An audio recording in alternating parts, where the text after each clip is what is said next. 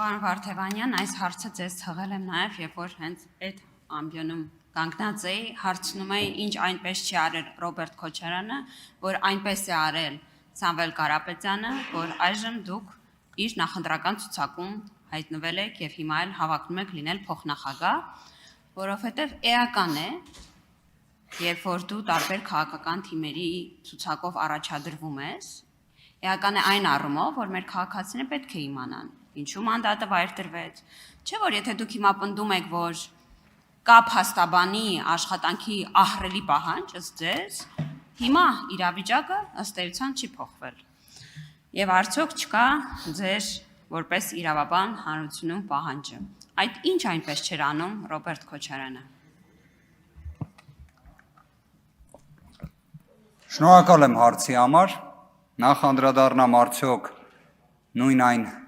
իրավիճակը փաստաբանական գործունեության իրականացման անհրաժեշտության արդյոք առկա է թե ոչ, առկա է։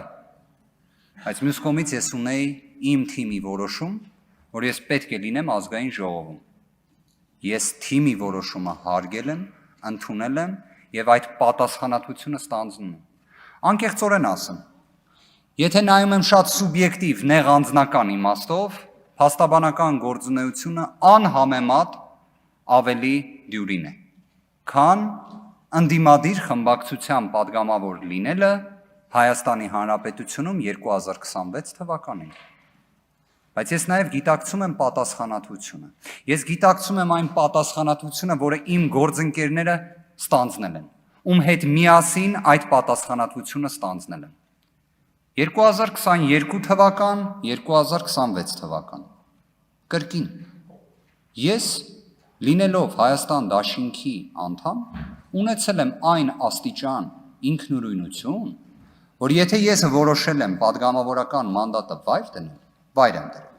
Այդքան ինքնուրույնությունը ունեցել եմ, իմ կողմից սուբյեկտիվ որոշումը կայացրել եմ, իրացրել եմ։ Եթե ձեզ հետաքրքիր է անձնական, միջանձնային հարաբերությունները, որևէ խնդիր այդտեղ չկա։ Որևէ։ Բայց այստեղ մենք խոսում ենք քաղաքական գործընթացի մասին։ Ուժեղ Հայաստան կուսակցության ծրագրային մոտեցումը, եթե դիտարկում եք, վստահաբար դուք առնվազն այդ կարծիքը ունեմ, ուսումնասիրել եք ծրագիրը։ Այն մասշտաբային հանձնառությունները, սկսած սոցիալ-տնտեսական բարեփոխումներից եւ իրական կյանքը փոխող ծրագրերից, որը ներկայացրել է ուժեղ Հայաստանը, որևէ այլ ուժ չի ներկայացրել։ Ավելին, մենք գիտակցում ենք, չէ՞, որ Սամվել Կարապետյանը ունի այն վճռականությունը եւ հանձնառությունը, որ իր կողմից տրված խոստումները, ինչպես հենց ինքն էր բնութագրել, նույնիսկ սեփական միջոցները ծառայեցնելու գնով էր նաեւ այդ ամենը պատկերացնում։ Ես չգիտեմ իհարկե, ինչի համար է հայկական իրականության մեջ իրավիճակը այսքան վատ, որ դուք օրինակ լինելով իշխանական խմբակցության падգամավոր,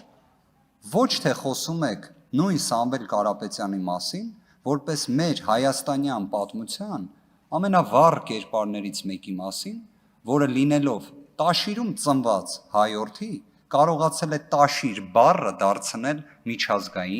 միջազգային ճանաչում ունեցող բրենդ, որ պատկերացնում եք օրինակ Միացյալ Արաբական Էմիրություններում լսում են Տաշիր բառը, իմանում են, որ դա Հայաստանում Լոռվա մարզի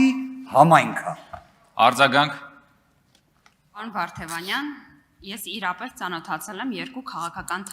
թիմերի ծրագրերին, իրենց կողմից տարվող քարոզարշավին, եւ եթե անկեղծ լինեմ, սա ներկուսակցական քննարկումներում ասել եմ, ես գրեթե վստահ եմ, որ Ռոբերտ Քոչարյանի կողմից ղեկավարվող թիմը ավելի շատ ձայն պետք է ստանար, առնվազն որովհետեւ քաղաքական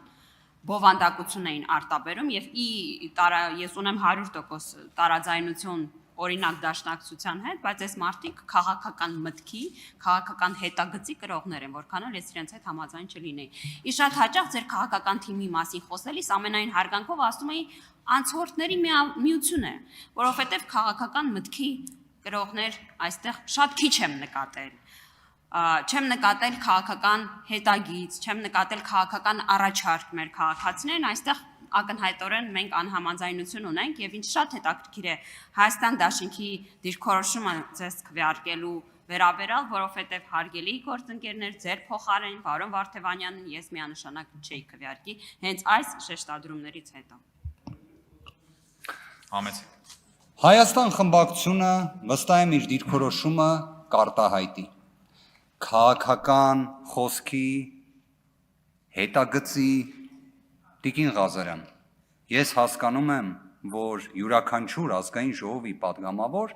իր կարծիքին պետք է շատ մեծ կշիռ տա։ Բայց կներեք, ձեր կարծիքը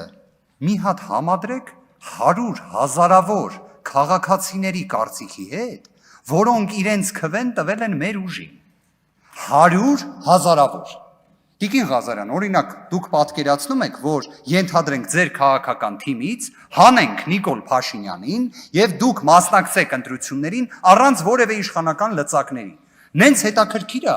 բոլորի քաղաքական դիմագիծը հաշվի առնելով, առանց իշխանական լծակի, թե ձեզ քանի հազարավոր,